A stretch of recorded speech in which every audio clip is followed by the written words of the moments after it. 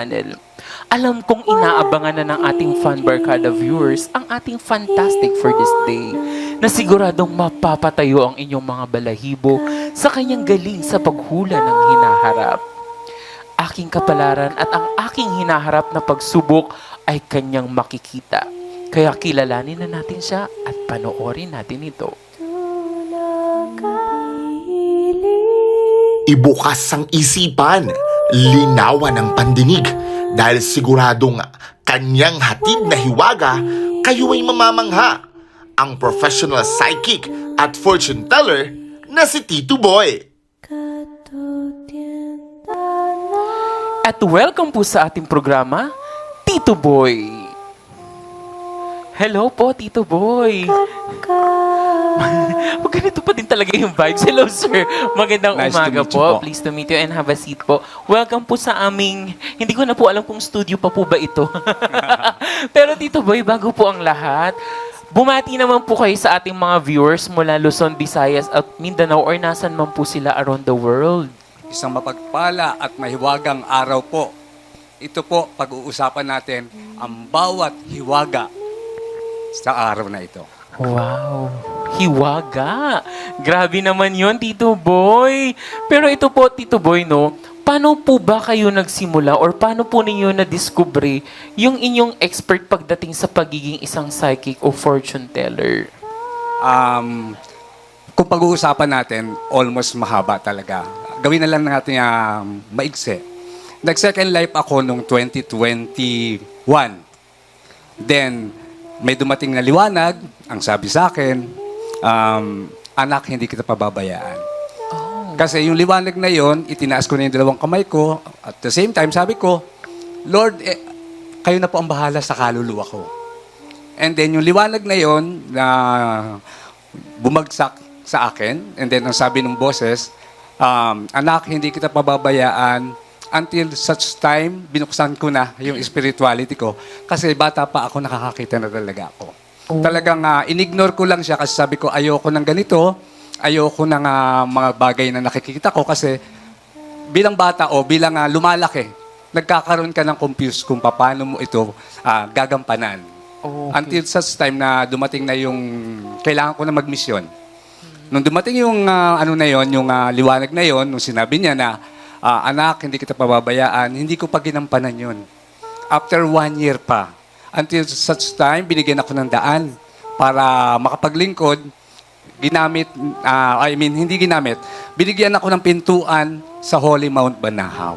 Oh. Doon sa Holy Mount Banahaw ako, lubos na nagkaroon ng kagampanan bilang isang psychic.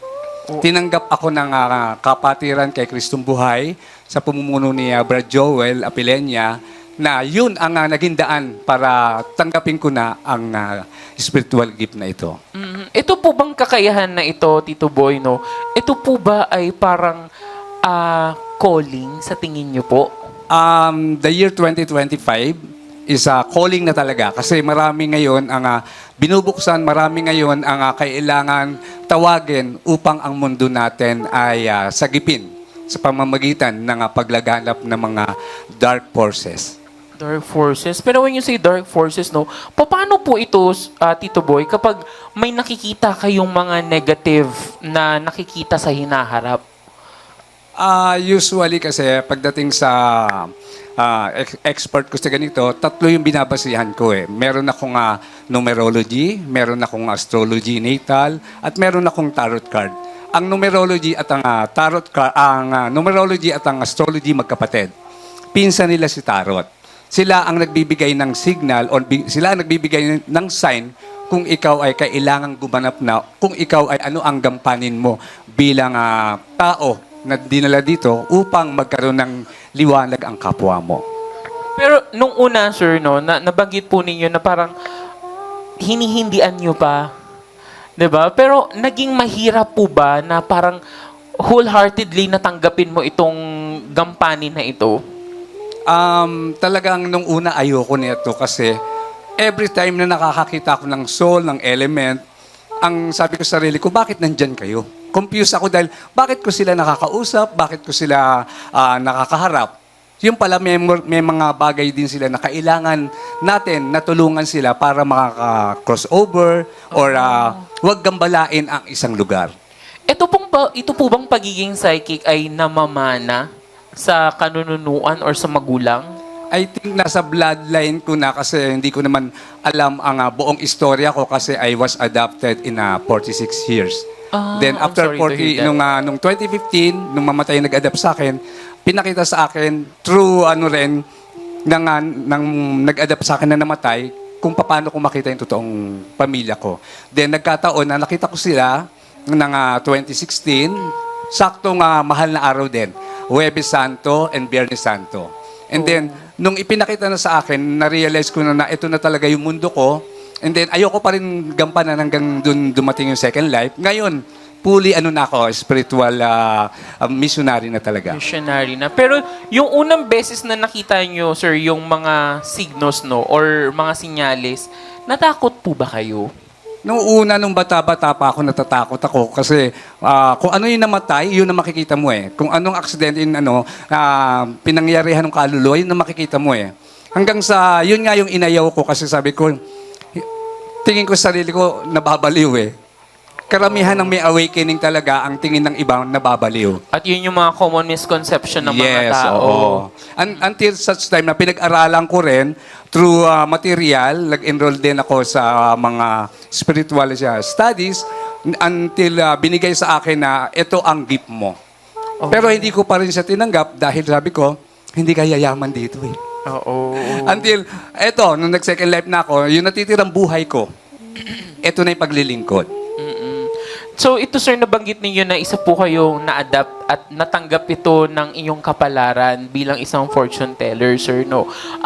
Ito po ba ay, nung sabi nyo nga nakita ninyo yung mga parents ninyo, paano nyo po na-handle yun, sir, sa pamamagitan ng talento na binigay po sa inyo? Unang-una, nagpuspos ako ng panalangin, dasal, pamamanata sa Holy Mount Banahaw, cleanse ko yung physical ko, inalis ko yung mga blockages, yung mga dark forces, at pinag-aralan ko kung paano ako gaganap until such time, pinalitan ng mga gabay, ng mga divine spirit na galing sa Holy Mount Banahaw, yung dala-dala ko. Kumbaga, pinalitan ng higher divine pa siya. Higher divine. Pero ito sir, may pagkakataon ba na sa family member ay may nakikita kang hindi magandang pangitain at paano mo ina-address to sa kanila? Noon na pag may dumadating na mensahe at sinasabi ganito, hindi ako naniniwala. Pero until na nangyari na, tsaka ako maniniwala, sabi ko na nga ba eh. Yung word na yon madalas natin, nararamdaman kahit ikaw, kahit sino sa atin, yung salitang kutob. Once na ang kutob natin ay tumama, ibig sabihin, meron tayong guided o meron tayong isa sa mga pineal gland na activate ng ating tinatawag na third eye. Wow. Pero sir, speaking of Ghost Month, no? Kasi ngayon ay pinagdiriwang nga daw yung Ghost Month. Saan po ba nagsalita itong salitang Ghost Month or August Month? Ang August month kasi nanggaling yan sa Chinese. Chinese belief kasi ang Ghost month. Na ang paniniwala nila, pagdating ng Ghost o August, nagbubukas ang portal. Sa kanila, napakahaba ng kanilang proseso. Sa atin, sa Pilipino, ito ay tinatawag na November, All Souls Day. Kaya lang, ang mga Chinese kasi ang daming mga ritual, ang daming mga beliefs na tumutugma rin naman sa atin dahil ang kultura ng Chinese, yun ang unang nakagisnan na rin natin. Kaya sinusunod natin, lalo na yung may mga mayayaman, yung may mga paniniwala sa Ghost Month. Pero kung ikaw ay nasa tamang alignment o energy, maaari mong makontra ito eh. Oh, so may mga pangontra. Meron Speaking po. of pangontra, sir, no, ano po ba yung mga senyales na ang isang tao ay sinasaniban ng isang masamang espiritu? Ang pagsanib kasi ay dalawang bagay lang ang pagsanib eh. Maaaring ito ay dala ng depression, anxiety. So nakakahatak ka na negative forces at umiiral sa iyo yung minsan may mga tao na nangyayari kahit kanino na pag may mabigat silang problema at nagdadasal sila at hindi nila nakukuha yung panalangin nila, nagkakaroon sila ng parang battle sa espiritu na sa Diyos, lalo sa Diyos, bakit hindi dumadating yung hinihingi ko? Hanggang sa yung energy mo, hindi mo napapansin na hati na siya ng negative and positive. ang mangyayari dyan, pag sobrang depressed ka, anxiety ka, maaari kang pasukan ng dark spirit or mga espiritu na gumagambala. Pangalawa, dala rin ng environment. Marami kasing cases yan, kaya pagka nagre-reading ako, tinitingnan ko yung alignment ng tao gamit yung tatlong factor, yung astrology, numerology, and the tarot.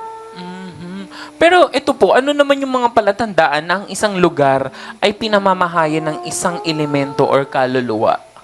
Unang-una, kung ang bahay ay nagkakaroon siya ng wala nang tumitira, tapos yung huling tumira, nagkaroon ng imprint na away, aksidente, pinamamahayan siya ng mga imprint na mga energy.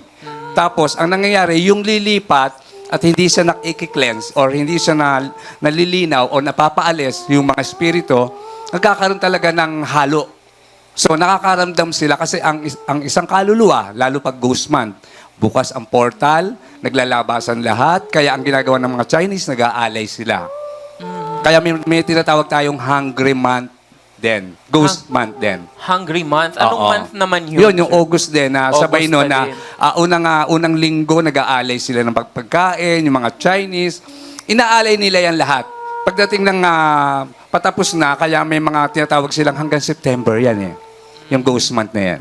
Okay. Paano naman, sir, natututong maging isang tarot reader? Ito po ba ay natututunan or kusa na lang binibigay or may pinagmamanahan po ito? Ang tarot reading, ang pagtatarot, minsan pinadadaan sa pag-aaral, minsan talaga dinadaan sa gift. Depende sa proseso kung ano ang intention mo, bakit mo siya babasahan. So, ito sir, paano mo na-handle kapag meron kang binabasahan na hindi maganda yung pinapakita ng cards? Do you intend to tell that person directly or parang may mga pahaging pa? Sa akin kasi, pag nagre-read ako ng isang tao, ang una kong kinakausap yung kanyang spirit guide, ang kanyang angel, ang kanyang kung anong dala niya. Ngayon, kung kailangan sabihin directly, sinasabi ko. Pero kung ang gabay mismo ang magsasabi na, i-handle natin, ayusin natin yung energy. Kasi pag nagre-reading ako, hindi naman yung tao ang kaharap ko eh. Ang kaharap ko kung sino yung nasa paligid. Do you remember the movie Ghost na yung Gopi Wolper ba yun na nagre-reading siya or nagsa-psychic siya, ang dami niya sa paligid. Oh, okay. Parang so talagang nangyayari yes, talaga meron siya. talaga, oo. Okay. Ang pagbabasa, anong klase po ba or meron po bang iba't ibang klase yung pagbabasa ng tarot reading? Ako po kasi gumagamit ako ng ordinary card, yung cartomancy, may ginagamit akong tarot, may ginagamit din akong Angel's Oracle card. Depende sa cards na sasabihin ng gabay na ito ang basahin mo sa kanya para mas maliwanag niya maintindihan. So, ibig sabihin, hindi siya lahat na babasahin mo sa isang tao. Depende po sa magiging gabay. Tama Yes, po? kasi yung gabay ang kinakausap ko kasi baka may pahiwatig o may mensahe ang gabay sa kanya na kailangan niya maintindihan para maliwanagan siya. At alam kong lahat kayo ay invested na, pero bibitinin muna namin kayo dahil sa ating pagbabalik ay pagpapatuloy natin ang ating kwentuhan kababalaghan sa ating fantastic guest na isang professional psychic na si Tito Boy. Yan ay sa pagbabalik ng programang Sigurado ang Fun at Sure na Sure ang Laugh, ang Fun and Laugh with Ron. Fun and laugh, nood ka na dito. Fun and laugh, at na ma-enjoy mo. Fun and laugh, masaya dito. Tutog na tayo.